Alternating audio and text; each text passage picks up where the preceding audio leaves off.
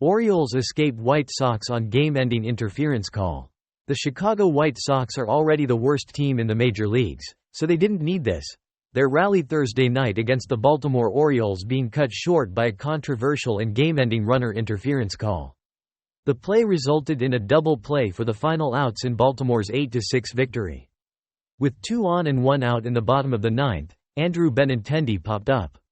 Shortstop Gunnar Henderson caught the ball. Umpires had called the infield fly rule anyway, for the second out. Then third base umpire Junior Valentine ruled that Andrew Vaughn interfered with Henderson on the play. "It was a big surprise," said Vaughn, who was the runner at second and ruled out. "I don't feel like he was deterred from making a play. It was a high pop-up. We were all reading it. As a runner, I've got to read it and make sure I can get back to the bag." White Sox manager Pedro Griffel argued vehemently with umpires at the conclusion of the stunning final sequence.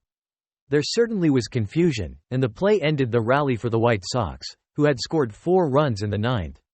"I felt like we escaped there," Orioles manager Brandon Hyde said. Crew chief Adrian Johnson said there is no discretion when a base runner appears to make incidental contact with a fielder, even if the play results in a defensive out. If he hinders the fielder in the attempt to field a batted ball, intent is not required and it's interference, Johnson said after Valentine made the game-ending call. "When you see the interference, you call it." The White Sox, who have won only once in their past 7 games, will try again to gain traction during their 7-game homestand that began Thursday night. The Orioles halted a season-worst 3-game losing streak by prevailing in the series opener. "We're able to breathe a little bit, thankfully," said Baltimore's Jorge Mateo, who hit a 3-run home run in the 4th inning. The Orioles produced 13 hits, 4 by first baseman Ryan Mountcastle. "We swung the bat really well," Hyde said. "A lot of guys who had been scuffling a little bit put some really good swings on the baseball. We would have loved to see us tack on a little bit more." Still, the 8 runs were the most in a 6-game stretch for Baltimore.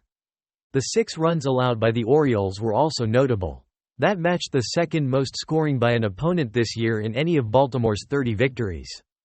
On Friday, right-hander Corbin Burnes, 4-2, 2.56 ERA, will start for the Orioles, going for back-to-back victories after holding the Seattle Mariners without an earned run in 6 innings of Baltimore's 6-3 win Sunday. He struck out 11 for the second time this season.